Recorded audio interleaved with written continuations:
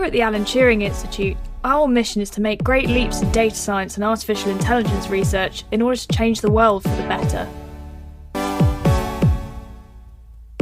This podcast explores the research, ideas and technologies behind the data revolution with the people responsible for shaping our future. Welcome to the Turing Podcast.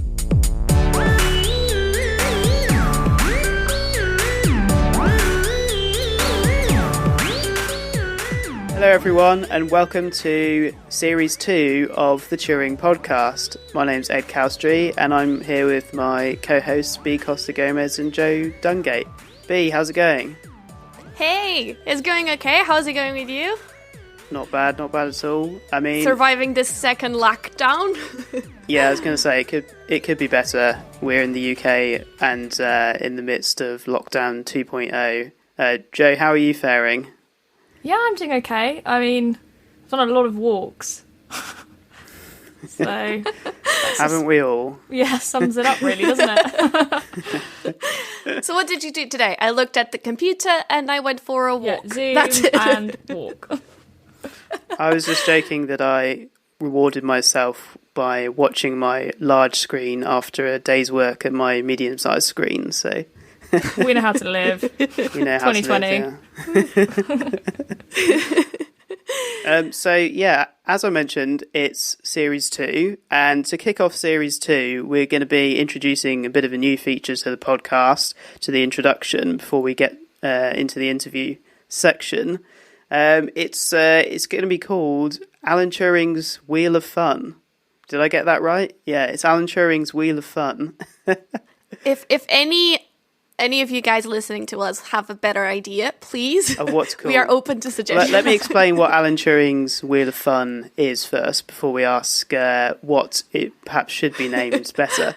So Alan Turing's Wheel of Fun is going to be a virtual wheel that we spin every intro to the podcast, which will select a fun AI-related game for us to play.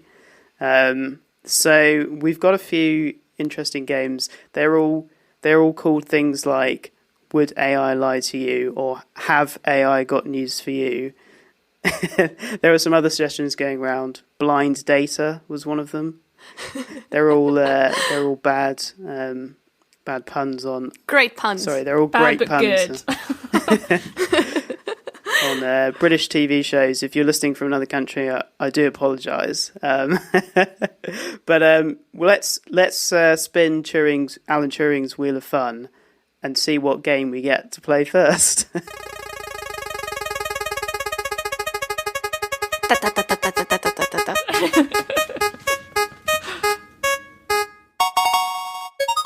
It looks like the first game we're going to be playing is Would AI Lie to You? Oh, it's exciting because today it's my turn to be the game host. So, Ed and Joe, for Would AI Lie to You?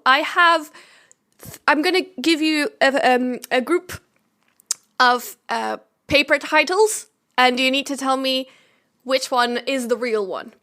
Now, I have to say that even the fake ones were titles of actual papers that I changed so that it looks, so that it's not true. But it doesn't mean that there isn't some scientific paper that is with a title very, very similar to this one. Okay? So we've got two lies and a truth, or two truths and a lie in the paper titles. I'll let you guess. Just Wow. It's an added dimension of difficulty. Okay. Yes. So we've got this is the Alan Turing's Wheel of Fun. 3 scientific papers. They've all got titles. Yeah. They could be real, or they could be lies. Let's go. Yes. Go ahead. Give them to us. Okay, you ready? So title number 1. The fluid dynamics of the cheese fountain. Title number 2. That's it. Yes. Go on, carry on. Title number 2. Can Harry Potter still put a spell on us in a second language? An fMRI study on reading emotion Latin literature in late bilinguals. Okay. And number 3. How to commit a perfect murder, a machine learning approach. Very interesting. Interesting. So, yeah, I feel like at least the middle one we've got to get you to repeat. Long title. Okay, I'm gonna repeat the second one. Yeah. Can Harry Potter still put a spell on us in a second language? That's the main question of the paper. I feel like that one could be a lie where you've switched one of the words and you've just switched the actual word with Harry Potter. Can you give us the first one again? Sorry, what were you going to say, Jay? The fluid dynamics of the cheese fountain. But people do fluid dynamics of the study cheese Harry fountain Potter now, don't they? Which makes me feel very old. People probably study I mean, cheese fountains what as we well, do though. this evening.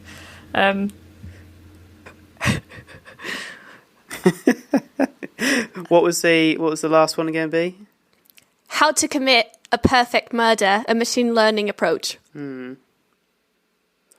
Again, that definitely seems like you could have switched out the word, some techie word with the word murder there. I am leaning towards the middle one being true. Tell me. Middle one being true. How about you, Ed? This is difficult because you've added the dimension of we have to guess whether each of them are true or lie. I'm going to guess. Yeah, okay. I'll back Joe and say the middle one's true, and that the first one and the last one. Well, actually, I did say the second one don't have to might follow not me, be Ed. really Harry Potter. I think I just want it to be true so much. We're going to go with the middle one. The Harry Potter one is the true one, and the other two are lies. I imagine that everyone is disappointed now that you guys are not going for each Fight other's it out throats over the right cheese now fountain. on the competition. But you actually got it right. The correct fantastic. one, the true one is, can Harry Potter still put a spell on us in a second language? It's an actual one. Let me tell you the real titles of the other two. The first one is the fluid dynamics of the chocolate fountain. Second, Okay. And the third one, the full title is How to Commit a Perfect Murder. And it's published in the Journal of Law, Crime, and I see, something else. You've added the machine learning component there. Yeah, right. So that was, yes, I did, to confuse you. And then you thought, no, it's not murder. Actually, there is a scientific paper possibly food for on how to thought. commit a perfect murder. Oh. Okay. A legal paper, at least. No, that's the first one, fluid dynamics of the chocolate fountain. I have to say the methodology that they used for the chocolate fountain, they could well apply it to a cheese fountain, I would imagine. That's what I thought. That's why I thought to put it in so that you could, although the viscosity of chocolate and cheese is a bit different. Exactly. Same methodology, different data. There you go. That's science. Idea right there for a new science paper. Okay, the second and final group, guys. I went seasonal, and they're all Christmas related. Okay. So, I'm not sure how I feel about it. We're recording this on the 23rd of November. I'm a bit of a Grinch when it comes to that sort of thing. But you have permission. Go ahead. But I tried to be, topic. Okay, so paper number 1. The effect of having Christmas dinner with in-laws on gut microbiota composition. Okay. Paper number 2. Guns for Christmas. Advertising in Boys' Lives magazine from 1911 to 2012. And the final one. I like you even less at Christmas dinner. Prejudice level as a function of an approaching national or religious holiday. Can they all be true? I wish I wish that our listeners could see your faces, because you just look so intrigued with all of them. Yeah, definitely. I don't know. Do you have any thoughts, Joe? I might have to ask you to repeat them all, I think. Go for what's the first one again? The effect of having Christmas dinner with in-laws on gut microbiota composition. Yeah, so I that definitely sounds like you could have picked a gut microbiome paper with a name and substituted in the the Christmas in-laws there. I'm leaning towards lie on that one, Joe. What do you think? Yeah, I think I'm leaning towards lie. Okay. Okay. Say the second one again. Yeah. Guns for Christmas. Advertising in Boys Life magazine from 1911 to 2012. True on this one. Yeah, there used to be some pretty dodgy stuff that was sold to kids, including weapons. Okay, so we have lie and true. I think and now it's got to be some one. sort of American Christmas magazine that sells you guns, right? I suppose. Okay, last one. I will repeat it again. I like you even less at Christmas dinner. Prejudice level as a function of an approaching national or religious holiday. I can imagine researchers writing a title like that, thinking that they're funny. So, what's your guess? I think it's a lie. True, lie. I think that sounds like it could be. Oh, okay. I was going to say I thought that one sounds like it could be true. Maybe we compete on this one, Ed. So we have a little bit competitive. Maybe. Yes. Yeah. Well, so my thinking is that I could imagine social scientists who worry about that kind of thing, prejudice and stuff, so on, being like, "Oh, let's see." Yeah. Well, what effect does the time of the year and if we're close to Christmas or some other holiday have on that sort of thing? And then coming up with a funky title based on that. But yeah, I don't know. You reckon it's? Yeah, I reckon too not implausible. I think the middle, the second one, I think is true. It's my gut. Okay. Very good, very good. Okay, let's go with the middle one true then, and the other two lies. Okay, good. Because on this one, I actually tricked you. They're all true. No, because you actually said it first. You actually said it. Yes, can they all be true? Yes, they are all true. I couldn't make them better. I literally went on Google Scholar and typed Christmas and just picked titles, and I was like, nothing needs changing. I like this. I like this. No changing, no. And you're right. The Guns for Christmas is about. I actually went and read a little bit, and it's about how usually as an endearing gift they give a gun for a preteen boy. It's ideal. Nothing says Christmas like a gun. Wow. Christmas gift. Exactly. So yes, that was our first round of Would AI Lie to You? Mm-hmm. And maybe our listeners can tell us if they have any way of, checking on Twitter and telling us whether they did get it right or wrong. And yeah. Yeah, go ahead. Yeah, that was our first spin of Alan Turing's Wheel of Fun. I think when we do play that, we were just discussing before we started recording, we could do a similar version of that game, but with some AI-generated headlines, perhaps. And it would really be Would AI Lie to You? But thanks for that, B. That was great fun. I guess we got 1 out of 2, so that's a strong 50% from us there. Yes, it is. I'm quite happy. On the topic of people who like to buy guns and so on and so forth, we've got an interesting a podcast episode today. It's not totally relevant, but kind of relevant. We interviewed someone who B, a little while ago about psychopaths. Who was it who we interviewed? We interviewed Alex Tokarev, and he's going to talk to us about modelling psychopathy. And it has been a couple of months since we recorded it, so it should be quite interesting. It's a timeless topic though. That these people are not going away anytime soon, as you're here, and it does have some for people listening and are interested in AI and data science. He's using machine learning methods to work on this, so definitely has some AI relevance there. But without further ado, let's go to Alex Tokarev and modelling psychopaths.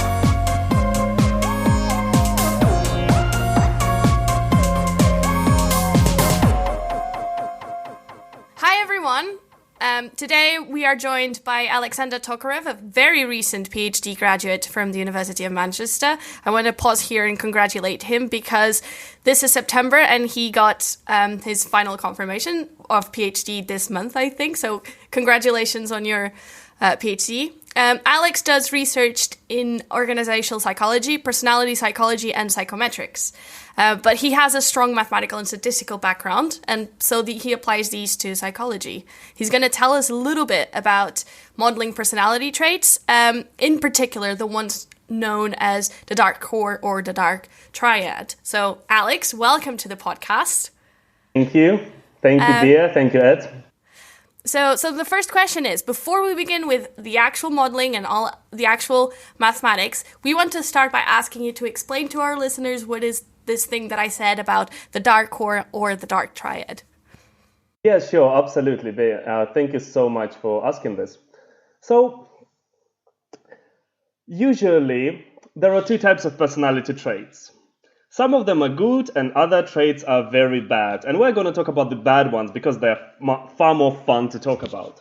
So specifically, we're going to talk about the traits that include psychopathy, narcissism, and something that's called Machiavellianism. So I'll just give you a very brief introduction as to what those are. I'm sure that you've met people in real life who possess at least some levels of these traits. So you will learn more about this. So essentially, psychopathy is a dark personality trait that's defined by four major characteristics. So the first one is callousness, and these are the people who are very unemotional and very cold and remorseless.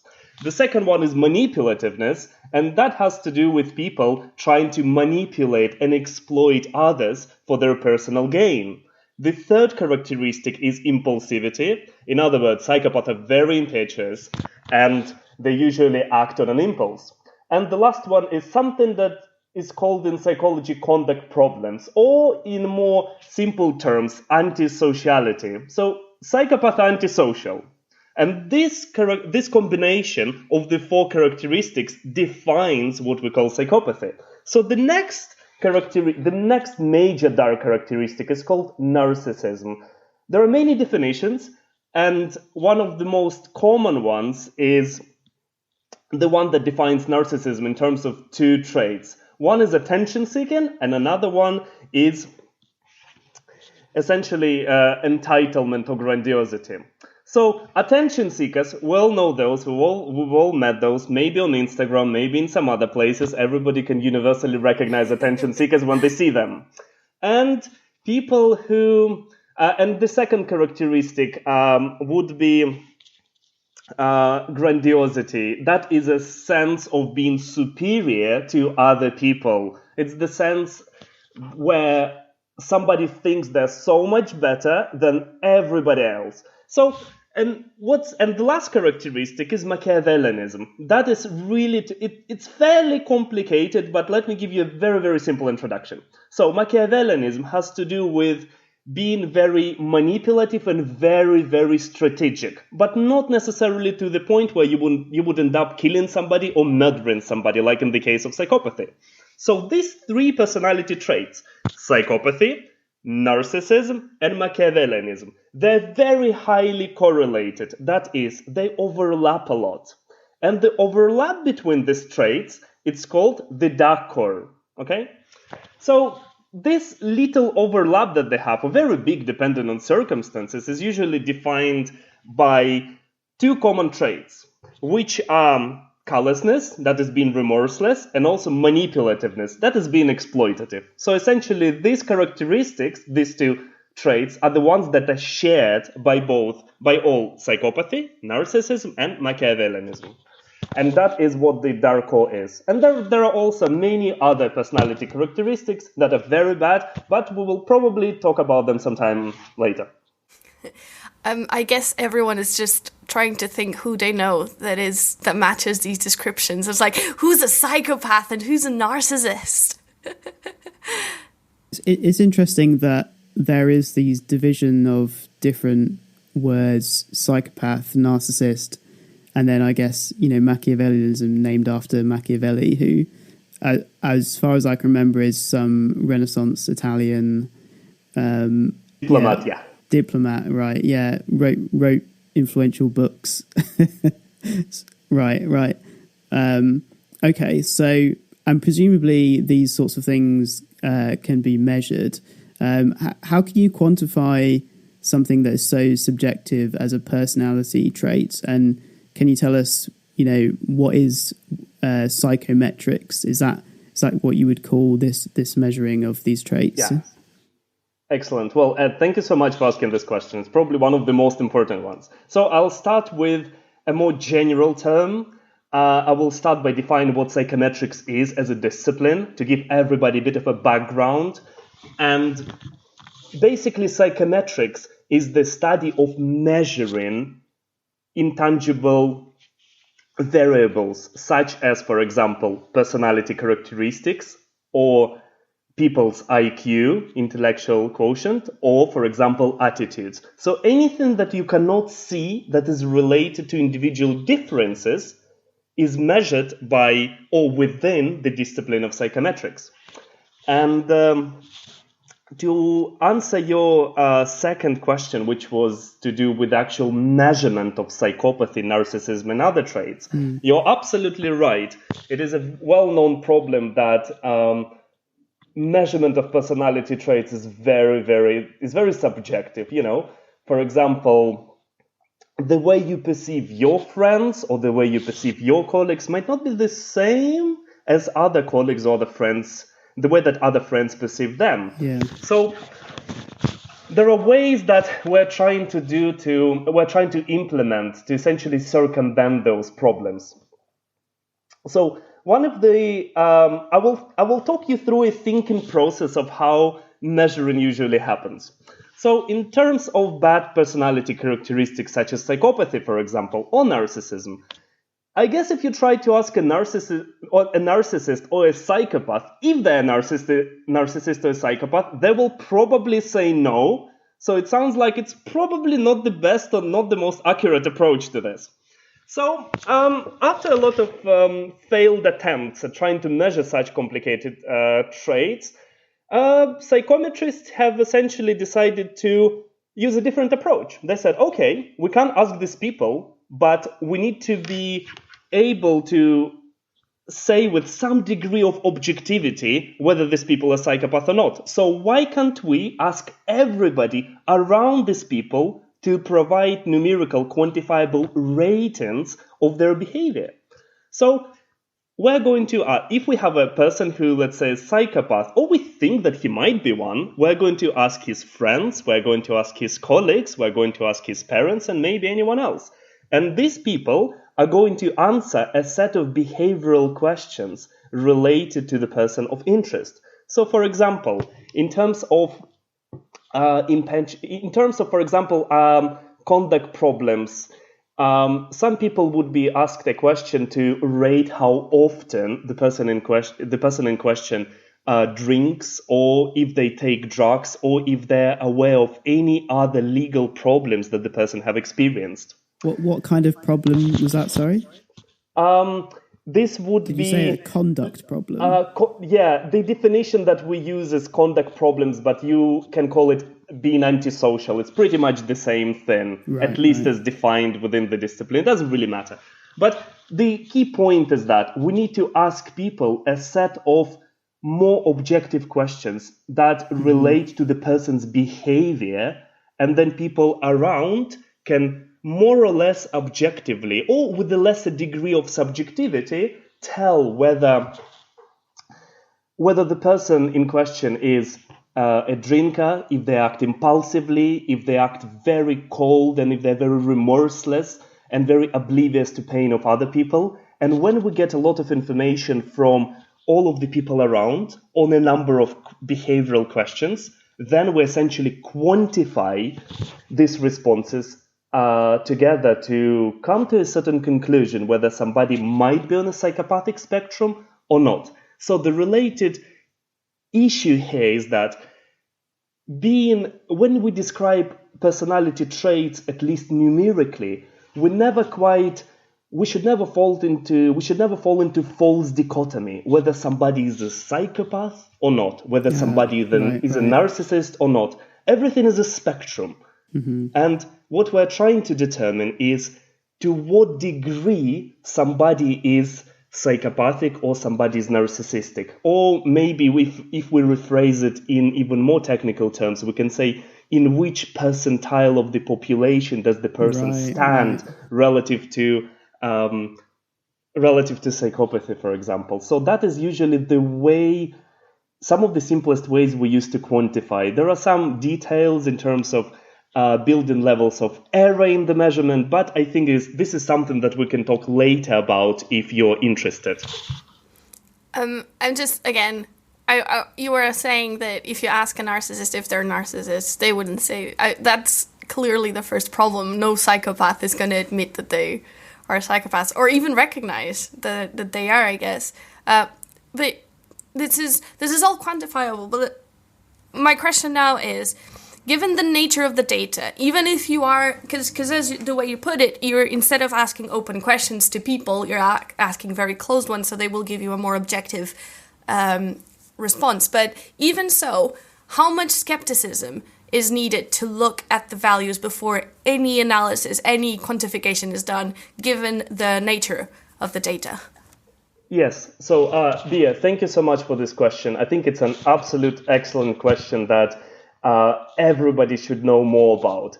And you're absolutely right. So to be able to really answer it, we need to take a step forward towards a very specific type of mathematics and statistics called latent variable modeling. And despite these fairly scary terms, all it really means is that we're trying to measure something that is otherwise unobservable by using a set of characteristics that other people can see and can feel. For example, psychopathy in itself, we call it a latent trait because we can't see it.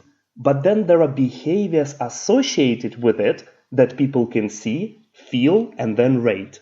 So what we're usually trying to do is that we're trying to explain as much variance in observable behaviors as we can in terms of the actual psychopathy, which is a latent trait, and the rest of the behaviors, the rest of the variance that is unexplained by psychopathy is going to be explained by error terms. And then there are different ways of modeling error terms that maybe we will talk later if you're very interested.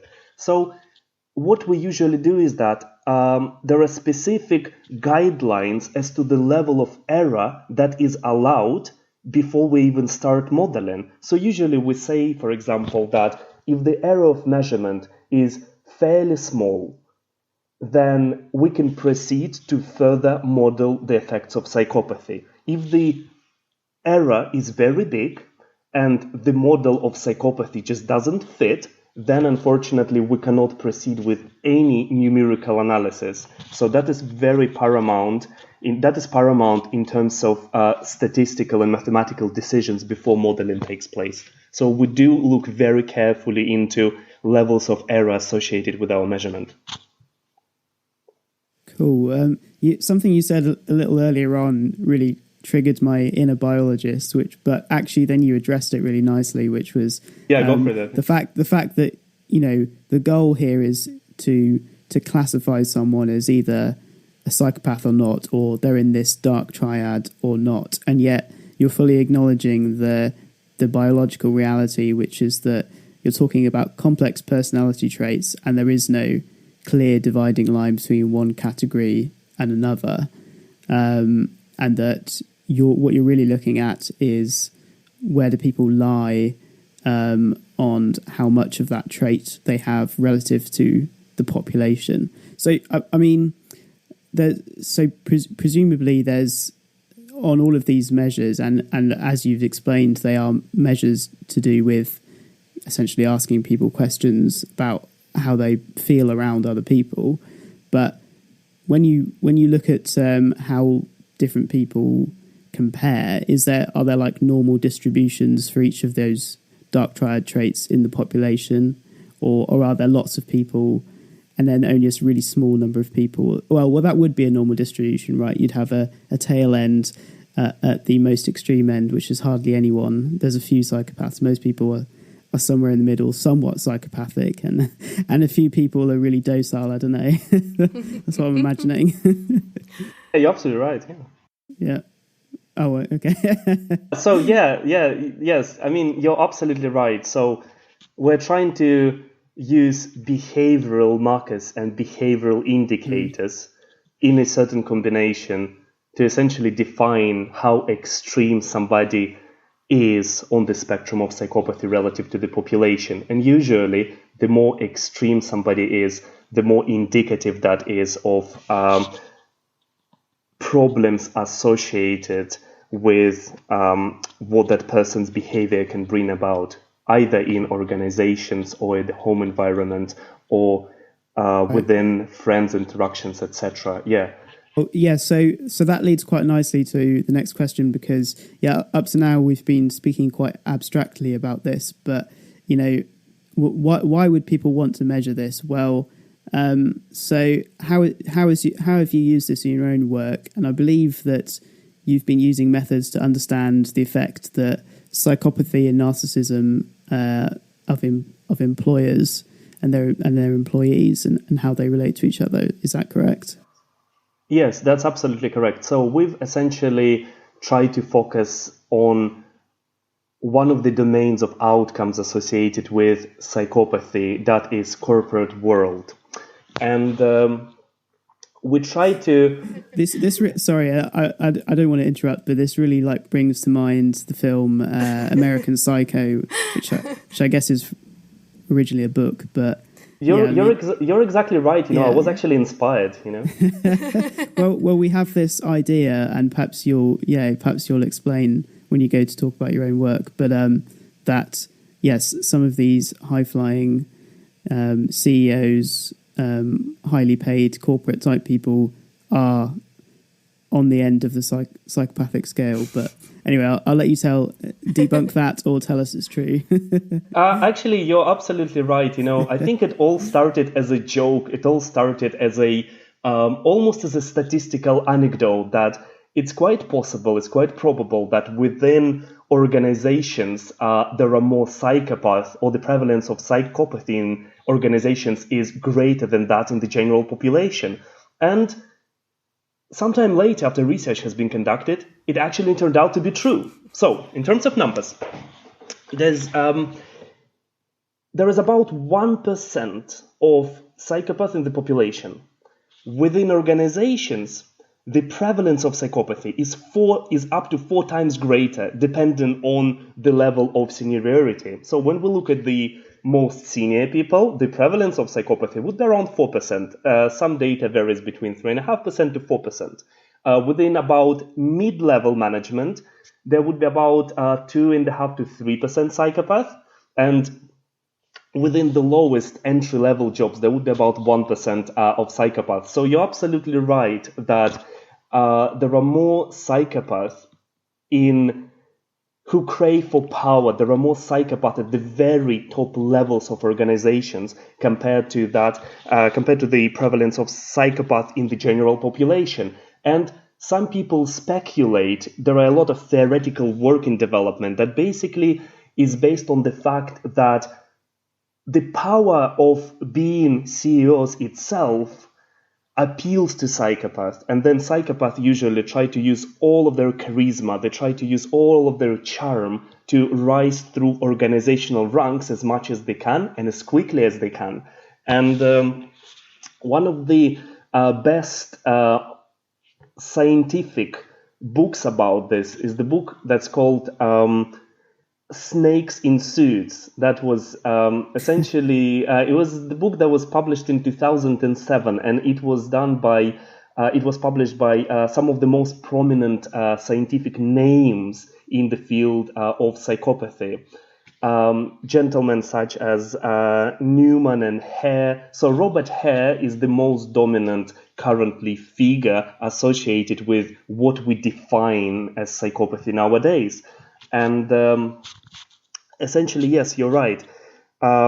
Within organizations, psychopathy can be a real problem. So first of all, we have strong empirical evidence that psychopathy managerial psychopathy, that is associated with a high prevalence of workplace bullying. We also know that managerial psychopathy is also associated with a higher prevalence of psychological distress in employees. We know that managerial psychopathy is also associated with clinical levels of depression within employees. And that is absolutely huge. It's got massive implications in terms of the corporate world. We also know that managerial psychopathy, is associated with increase in counterproductive work behaviors. That is, psychopaths are associated with stealing. They're associated with such actions as embezzlement, where they misappropriate funds. Psychopaths do a largely quantifiable amount of damage to both organizations and employees within organizations. So I really like your reference. Yes, it does work. Well, so it's interesting you say that. That makes me think of a lot of different questions. I mean, I guess, firstly, you said the corporate world, but presumably does this apply to all organizations, or is it only large ones? And then does it, include governments as well as corporations, or does it include, a small business, for instance? I don't know.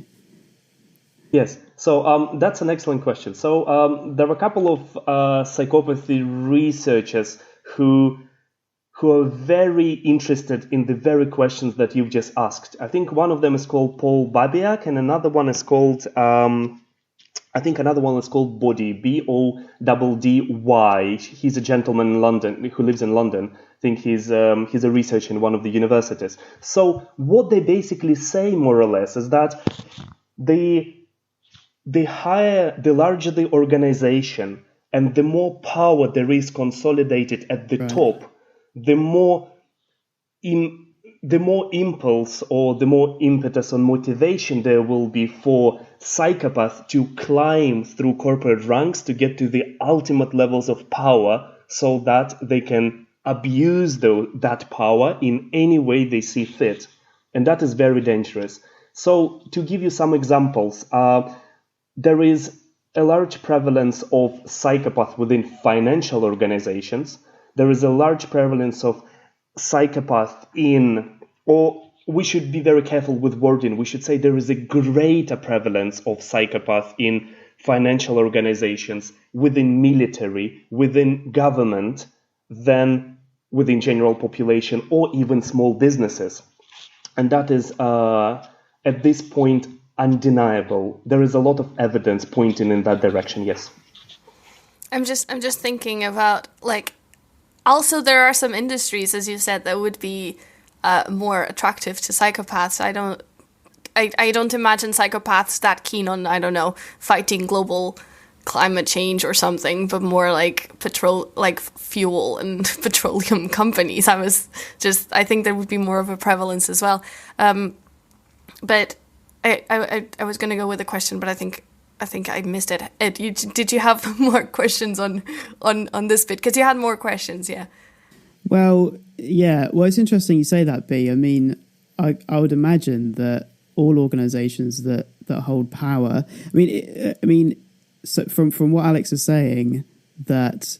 Well, so it's more so in the obvious ones: finance, military, government. Yes, I imagine all the listeners were nodding quietly. Well, okay, but so the hypothesis is essentially confirming people's probably what most of us have as predisposed beliefs, which doesn't always happen in science. So yeah, I mean, I don't know. Why don't we ask you, Alex? Can you give us some more of the evidence that you mentioned for this? And yeah, I don't know. I don't want to just sound like we're having a go at the the government, the military, the financial sector. Yeah, I would be very delighted to do that. Although I have to preempt that I have to be very careful in terms of naming specific people and also trying to analyze their actions and behaviors. So let's try to be hypothetical, perhaps. So we can all imagine that there might be some people who would be associated with, for example, with embezzlement. There are plenty of hedge funds whose heads were essentially disappearing after stealing large amounts of money from private investors. And I would say that the literature is pretty much replete. Even if we try to Google it, we will find a lot of different examples. So perhaps one example that comes to my head right now is the hedge fund that was built somewhere around 2007. I think it was called the Black Capital. And essentially what happened was that one of the leaders one day fled the country and they've disappeared with all of the money that they had. And up to this day, nobody's found where that person is. And if we continue looking for other examples, I'm sure we will find plenty of other hedge funds. We will find plenty of other politicians who take very questionable decisions, especially in terms of lobbying certain industries, for example, or in terms of not promoting equal rights within specific communities that are disadvantaged and not privileged in the first place. But I think so. So what I was getting at really was, so you said that these traits obviously exist in 1% of the general population.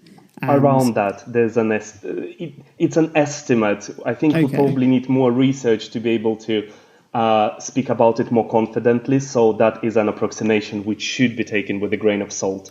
But regardless of what the specific percentage is, we think there's clearly more, and there's evidence that there's a higher percentage in these kinds of organisations that have a lot of power in the higher ranks. So where are you finding that evidence, and what's the research around that?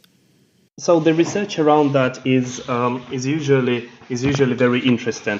We have to be very careful how it is conducted. So one of the studies that we conducted was essentially around corporate world and the effects of managerial psychopathy and narcissism within organizations in the United States. So what we essentially have done, we've been working with one of the data collection agencies that's called Qualtrics, and Qualtrics has the data frame that approximates to a very high degree the American workforce in terms of numerous demographic characteristics such as age, occupations, and ethnicity. So what we've basically done was that by working in collaboration with them, we've essentially had access to that massive data frame of US employees, and we've done a simple random sample of those US employees, and those employees had to provide quantifiable ratings of behaviors associated with their managers in terms of psychopathy and narcissism. After we've collected that data, we've done modeling as to verify whether psychopathy and corporate psychopathy, you can call it that way, and narcissism are essentially the constructs that are mathematically valid to start with. And when we've found out and got evidence that they were, what we've started doing later, we started modeling how that relates to workplace bullying and also employee depression associated with that bullying. And we managed to, so in that way, we managed to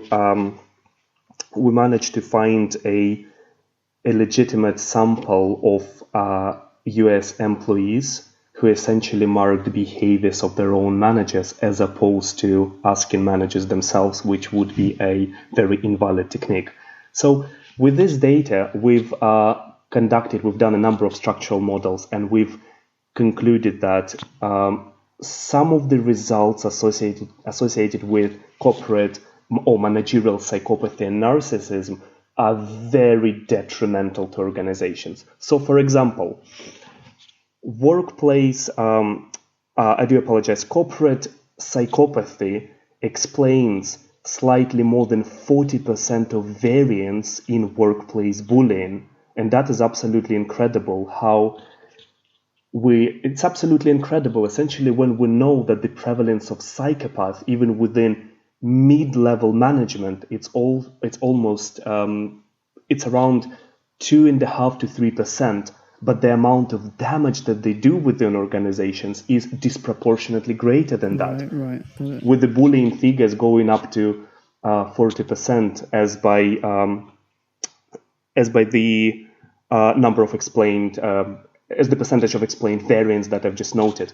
And then we continued with this modeling, and we've realized that this workplace bullying further leads to employee level of depression. And that level of depression was clinical. So it wasn't just the level of depression related to, that could be attributed to certain mood swings or bad days. There was a very strong effect. And we've basically concluded that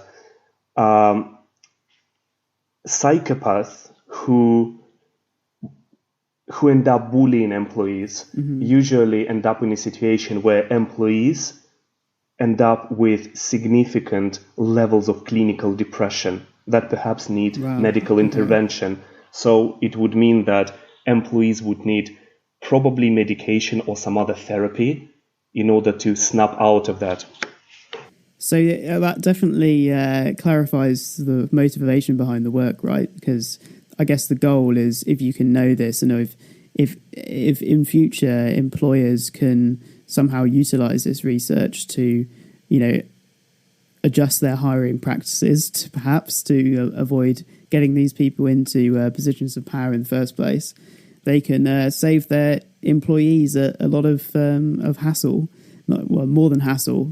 Clinical depression, that's pretty heavy. It's definitely something that, and I can't imagine that it's good for the company either. So, what really happened was that, so the research that we've conducted, we realized that there was a problem, and that field of organizational research is currently very under-researched. So we're trying to bring more exposure to the subject. So one of the ways was that the research we've conducted was actually published in 2017. We've managed to publish it in one of the world's best clinical psychology journals, with an attempt of giving the greatest possible exposure of these results, so that we're hoping to bring about change within our society. So there are certain ways in which we can continue to do it. So one of the ways would be to continue with the research of quantifying the effects of managerial psychopathy and narcissism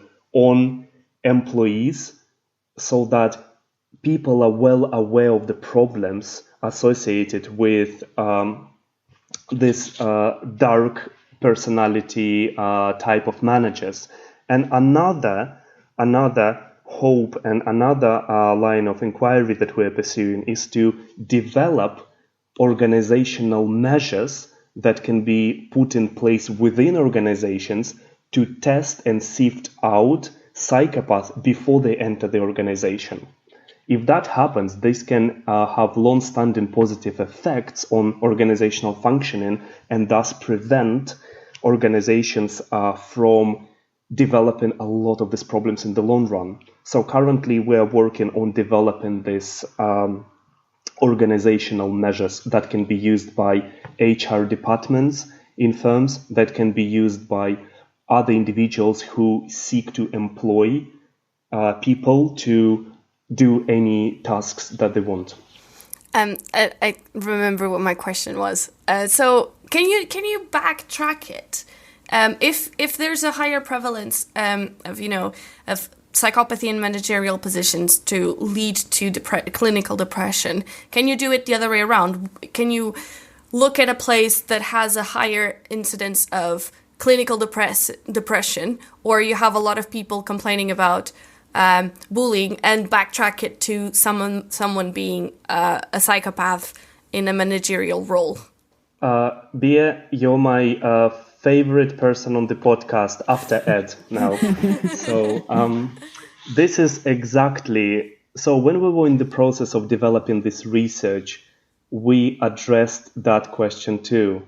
And it's unbelievably important because, as we all know, correlation does not mean causation. So in that case, the way we tried to address it was that I will explain how we've addressed it. But I have to start by saying that it's an excellent question that should always be asked, whether the reverse effect is equally possible. So we're not attributing wrong causation or wrong causal effects to something. So, for example, the best way, or let's say the most comprehensive way of addressing this question would be to conduct longitudinal studies. At the moment, we do not have longitudinal studies to be able to fully account for the reverse causation. However, there are latent variable modeling techniques with something that's called recursive models, where we can try to fit the models that essentially do the reverse causation.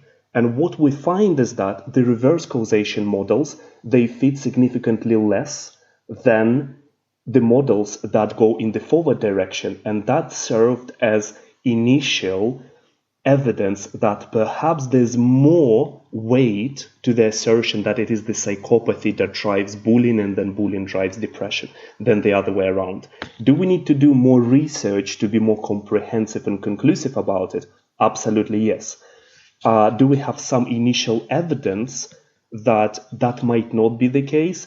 Also, yes, on a speculative term at the moment. So also, what we were trying to understand was that it's far more likely that psychopathy leads to bullying than bullying leads to somebody being a psychopath. That's another line of argumentation that we've used. But again, as I have to say, Bia, that was an absolutely excellent question that we've also discussed with other people. So thank you so much for asking. I was actually waiting for you to ask. I just want to say that your answer is going to make a lot of our listeners very happy, because you said some of the buzz sentences that are said around the Turing. Right. It's causal inference, you know. Yes. Yeah. We've had a couple of we've had one of our podcast guests on 2 episodes was a causal inference researcher at Turing. So yeah. No, I was thinking exactly that. Yeah, exactly. Just another question that I remember that I forgot a while ago, but it was, we were talking about how careful you have to be with when you think about government. It's more of a personal question. The question is, given that you study this, do you actually look at like certain, I'm not going to name anyone because this is a podcast, but there are certain governments in the world that we can, I guess all the listeners are thinking of a couple. When you look at it, do you find yourself looking for the indications and the traits of either psychopathy or narcissism or something like that? I'd say, personally, if I was going to answer that question, I'd say I'd find it hard to pick a world leader who wasn't who doesn't have any of these traits. I think particularly narcissism is something that is quite high in world leaders at the moment. Yeah. We can drop a few names, but we probably better not do it. Let's make our producer's life easier without having to censor us. Don't want this episode to be censored in China or any other countries. Not naming anything. Not naming any countries, just... Examples, yes. We're treading a fine line here. Yeah, it's an excellent question, you know, and the way I prefer to think about it is this. In science, it's very common to make this mistake where we're looking to affirm our hypothesis, whatever that might be. So what I usually do is that I looked at individuals more holistically. I'm looking for both behavioral indicators that would support this assertion, as well as behavioral indicators that contradict this assertion. And then we need to use all these pieces of evidence with careful weighing to come to a final balanced conclusion, because we don't want to fall into a trap of looking for evidence to confirm our beliefs. Absolutely, and this is clearly a trap you don't want to fall into when it's something as sensitive as calling people psychopaths. We have to be extremely careful, yes, because it's just it's a difficult term to use, and yeah. Well, so Alex, we are the Turing podcast, and we're coming from the National Institute of AI and Data Science. So my next question is related to that.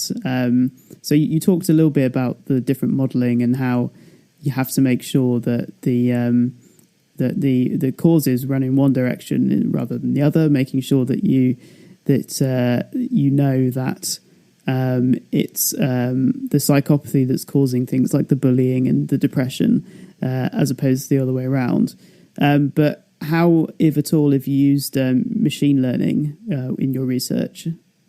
Yes, it's an excellent question. So now we're coming towards this being a hot topic. So we started researching psychopathy, and now we're hoping to incorporate some machine learning techniques to improve our inference.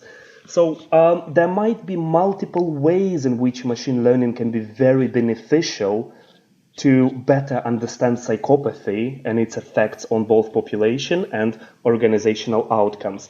So what I was thinking recently was that usually we use pen and pencil type of scoring for psychopathy. In other words, we need to ask individuals to provide ratings of how strongly they believe somebody is a psychopath. Of course, not that question, but the actual behavioral indicators associated with it. So if we look at this from a different perspectives, we might think that we might take a step forward in terms of being able to start developing algorithms that will be able to identify psychopathic behavior or psychopathic behaviors from, for example, video input. So we have cameras that can record people's behaviors, and if something in that people's behavior that might fall into a psychopathic spectrum, then that may help us to spot psychopathy before something bad might happen, or at least it can help us to alert people that there is a certain chance or probability associated with somebody behaving in a psychopathic way. For example, if we see one of the behavioral indicators being caught by the algorithm, that might not be suggestive that the person is a psychopath. There are a lot of behavioral markers. So if we manage to develop algorithms that can visually or through video input encode behaviors and be able to class them as psychopathic, then we might be able to spot psychopath much easier with much greater accuracy, because we would have a lot of data to learn from, and we would thus be able to use that data to further contribute to the study of psychopathy. And it wouldn't be as subjective, I imagine, because if you have the algorithm classifying and learning, it would be less about what you think. B, I'm going to absolutely disagree with you there. I think what Alex has just suggested sounds absolutely terrifying to me. I'm not talking about the Big Brother. Sorry, I didn't refer to 1984 at all. I didn't refer to the technologies that are currently being used in China. No, I didn't refer to those. It was just a random comment. I was thinking as well that this is, can you imagine this for like police investigations and just like trying to figure out if someone is a psychopath? That would be so exciting for a TV show.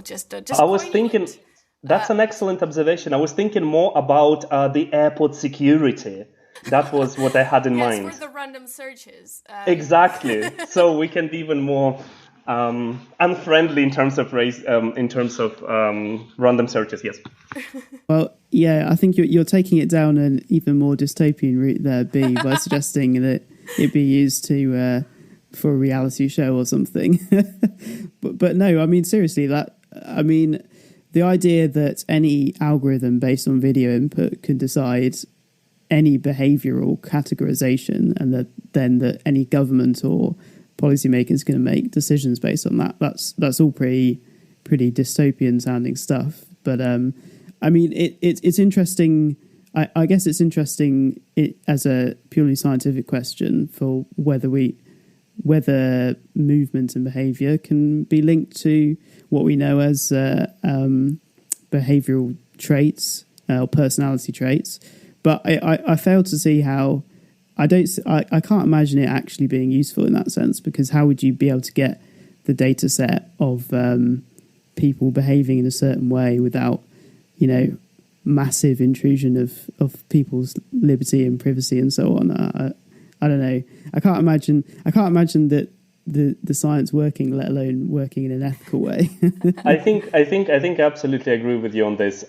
This does sound a bit like a dystopian idea. Having said that, it's one of the directions that I guess we could try to take it, and what we need to emphasize is that we should never let algorithms to fully decide on what should be done. We should use that as information and as suggestion towards something. And I guess the algorithm would be more of like lifting a red flag towards a behavior rather than exactly diagnosing someone as a psychopath or a narcissist. Just saying, hey, this was a weird behavior that no one saw, but it's recognized and picked up by the algorithm.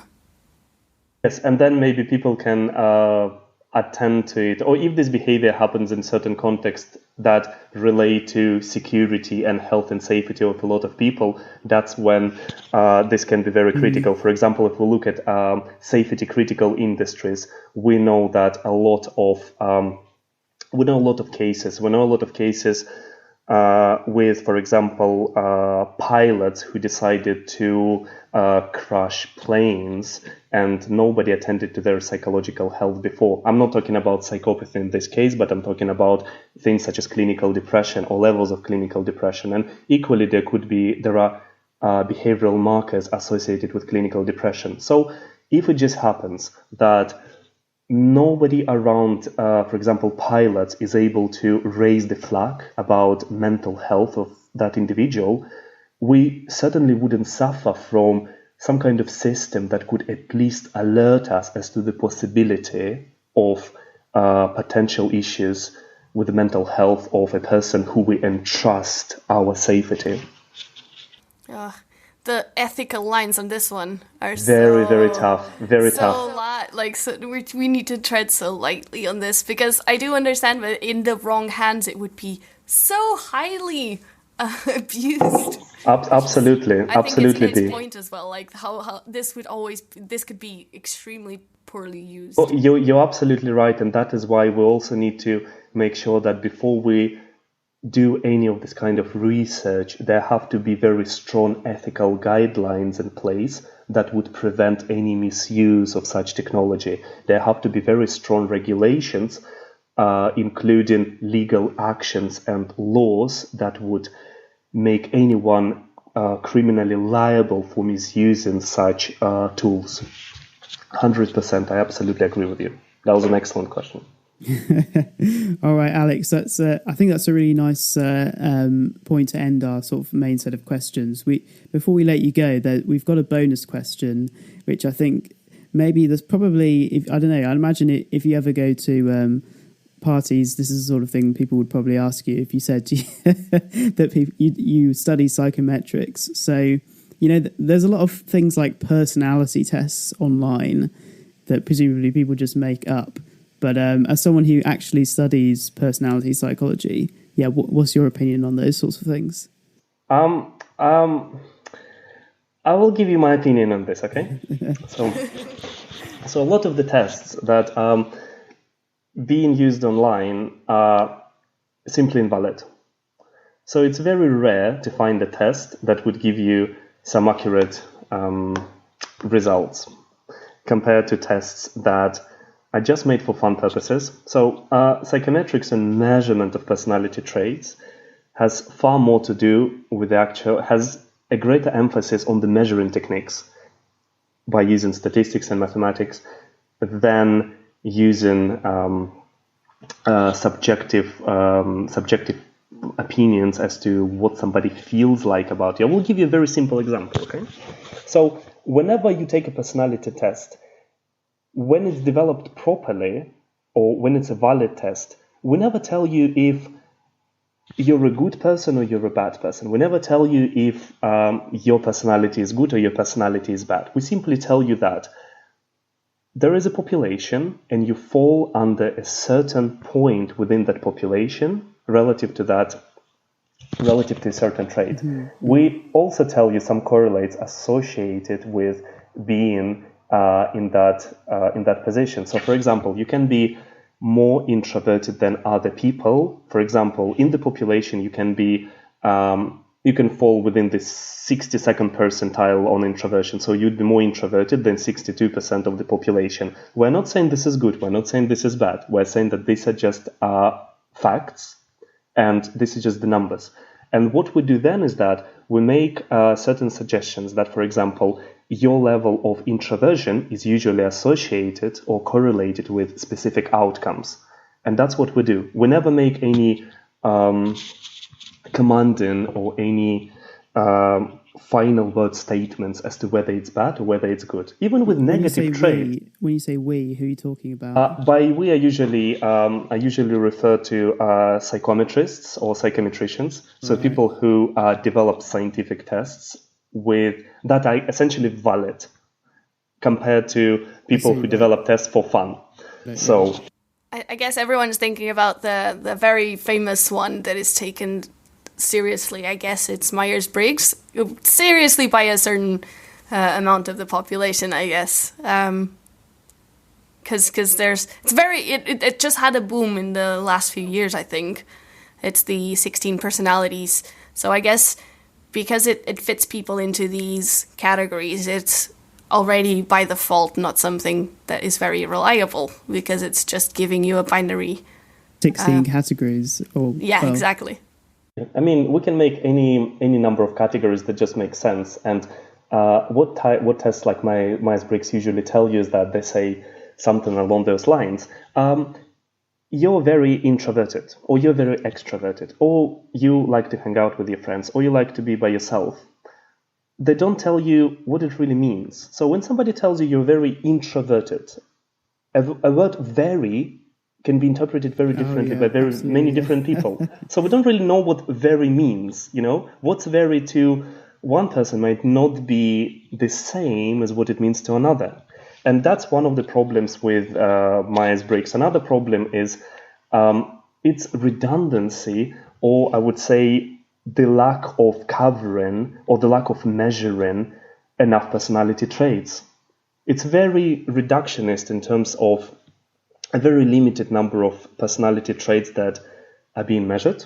And even those are not being measured accurately, because there's mixed to no evidence that any of these traits have any mathematical structure, which means that if you decide to take one sample based on Myers-Briggs, then you take another sample, and then you see the mathematical or statistical structure of traits within those two samples, they might not be the same, which means that you're probably measuring completely different things, but nobody really knows that, and nobody asks those questions, because people tend to believe whatever they're usually presented with because of something that's called affirmation bias or confirmation bias.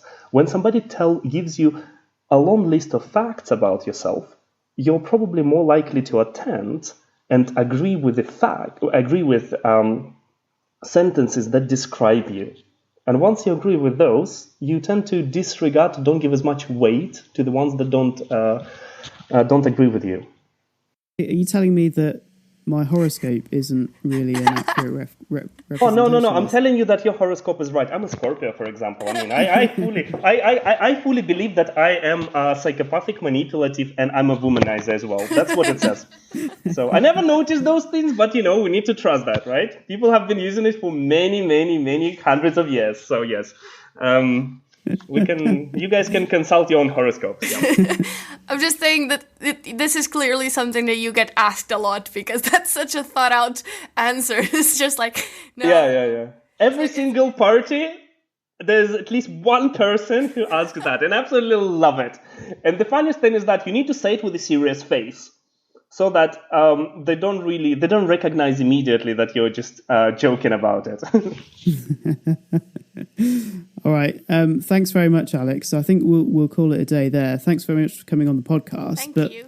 Before you go, where can people find your work? Do you have social media that people can follow? And also, can you let us know, since you've just finished your PhD, what you're going to do next? So my plan. Okay, I will answer questions in order. So first of all, in terms of social media, currently I'm able to provide you guys with my LinkedIn account. I'm not quite social. I'm very antisocial, so you can almost say psychopathic. And wouldn't expect anyone else to study psychopathy, would you? And I'm just going to give you I can provide you with my LinkedIn or with my email account. Anyone, wants to have a casual chat about, modeling techniques, I would be more than happy to. So I'm happy to pass them. Search your name on LinkedIn and they'll get yeah. Yes, so just search your name on LinkedIn, yeah. You can search my name on LinkedIn or on Google Scholar, for example. They will see my picture, my email address, and I can pass you this information, guys. Yeah. And the second question, Ed, was what I'm planning to do.